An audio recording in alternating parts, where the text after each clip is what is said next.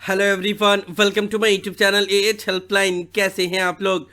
इग्नू ने फाइनली दिसंबर 2023 term exam के लिए फाइनल डेट शीट रिलीज कर दिया है। जी हाँ, दिसंबर 2023 टर्म एग्जाम जो 1 दिसंबर से 9 जनवरी के बीच में कंडक्ट करवाया जाने वाला है, उसका फाइनल डेट शीट इग्नू की तरफ से रिलीज कर दिया गया है, जो आप लोग के स्क्रीन के ऊपर नजर आ रहा है। इसका लिंक मैंने डिस्क्रिप्शन में दिया हुआ है। पीडीएफ फाइल टेलीग्राम चैनल पे अपलोड कर दिया गया है, वहां से भी आप लोग इस डेट शीट को डाउनलोड करके अपना अपना एग्जाम का फाइनल शेड्यूल डाउनलोड कर सकते हैं।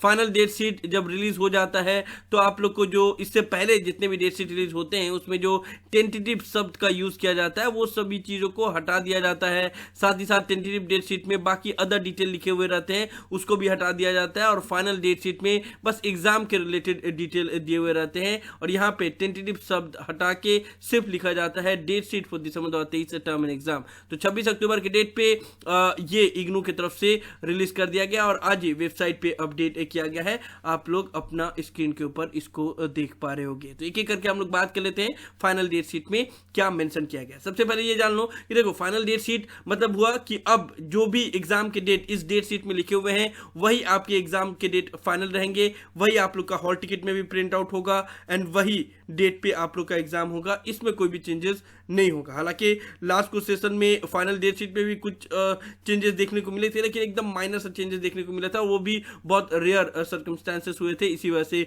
देखने को मिला था। नहीं तो नॉर्मली जब फाइनल डेट शीट रिलीज कर दिया जाता है तो कोई चेंजेस देखने को नहीं मिलता है। वही चीज हॉल टिकट में भी मेंशन होती है एंड आप लोग का एग्जाम भी उसी डेट पे कंडक्ट करवाया जाता है। तो इंस्ट्रक्शन के बारे में पढ़ लेते हैं, उसके बाद से बाकी अदर चीजें देख लेते हैं। तो आप लोग इसमें से अपना एग्जाम का डेट चेक कर लेना। इंस्ट्रक्शन में आप लोग को नॉर्मल से बताया गया है कि हर दिन 2 सेशन में एग्जाम कंडक्ट करवाए जाते हैं इग्नू में। एक मॉर्निंग सेशन होता है और एक होता है इवनिंग सेशन। जो मॉर्निंग सेशन होता है वो होता है 10 से 1 और इवनिंग सेशन होता है 2 से 5। लेकिन जो एग्जैक्ट टाइमिंग है वो आप लोग के क्वेश्चन पेपर में ही लिखा हुआ रहेगा कि 2 घंटे का पेपर होगा, 3 घंटे का पेपर होगा या 1 घंटे का पेपर होगा। ठीक है, लेकिन यही टाइमिंग में 2 सेशन में एग्जाम होता है, एक मॉर्निंग में और एक इवनिंग में। ठीक है, उसके बाद से बताया गया आप लोग को कि हॉल टिकट जो है वो एग्जाम स्टार्ट होने से कुछ दिन पहले रिलीज कर दिया जाता है, लेकिन ये कभी फिक्स नहीं रहता है। कभी 7 डेज पहले, कभी 10 डेज पहले, कभी 3 डेज पहले रिलीज किया जाता है। उसके बाद से आप लोग को बताया गया है कि लास्ट मिनट में अगर एग्जाम सेंटर किसी अनअवॉइडेबल सर्कमस्टेंसेस से चेंज कर दिया जाए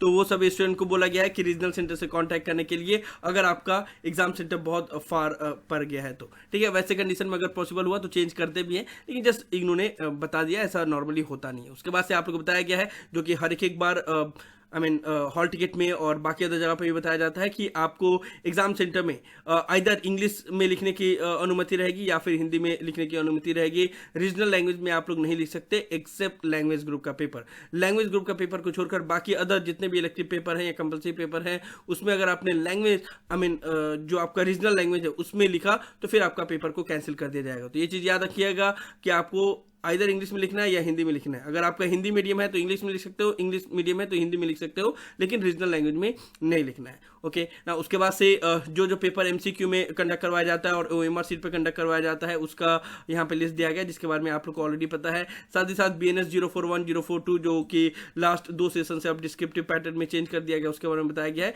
कि ये दोनों पेपर डिस्क्रिप्टिव पेपर में होंगे, क्योंकि पहले ये ऑब्जेक्टिव फॉर्मेट में होते थे। उसके बाद से ये भी है जिसके बारे में आप लोग को पता होगा, क्लास ऑफ एग्जाम के बारे में। जितने भी ग्रुप के पेपर हैं वो एक ही दिन एक ही टाइम पे होते हैं। तो अगर आपका 2 पेपर ऐसा है जो सेम ग्रुप का है और दोनों पेपर एक ही दिन एक ही टाइम पे पड़ जा रहा है तो आपको एक पेपर अभी देना पड़ेगा, एक पेपर नेक्स्ट सेशन में देना पड़ेगा। अंडर एनी कंडीशन दोनों पेपर को एक साथ नहीं दे सकते अगर सेम टाइम पेपर आए। अगर एक मॉर्निंग में है और एक आफ्टरनून में है और सेम टाइम पे है, सेम डे पे है, तब आप दे सकते हो। लेकिन अगर दोनों एग्जाम मॉर्निंग में है या दोनों एग्जाम आफ्टरनून वाला सेशन में है तो फिर उसमें आप एग्जाम एक ही का दे पाओगे, एक का नेक्स्ट सेशन में देना पड़ेगा। तो वही क्लास ऑफ एग्जाम के बारे में बताया गया है कि ग्रुप 1 में कौन कौन से पेपर है, ग्रुप 2 में कौन कौन से पेपर है। ओके ना, उसके बाद से आप लोग के एग्जाम के डेट लिखे हुए हैं। जैसे कि मैंने आप लोग को बताया था कि लास्ट 19 अक्टूबर को जो इग्नू ने डेट शीट रिलीज किया था उसमें एग्जाम का डेट चेंज कर दिया गया था। पहले आप लोग का एग्जाम 5 जनवरी को खत्म हो रहा था, जो कि अब 9 जनवरी को खत्म हो रहा है। और वही चीज फाइनल डेट शीट में भी मेंशन किया गया है। एग्जाम आप लोग का 1 दिसंबर से स्टार्ट हो रहा है, 9 जनवरी को खत्म हो रहा है। ठीक है, तो जितने भी स्टूडेंट हैं जो दिसंबर दिसंबर 2023 टर्म एग्जाम देने वाले हैं।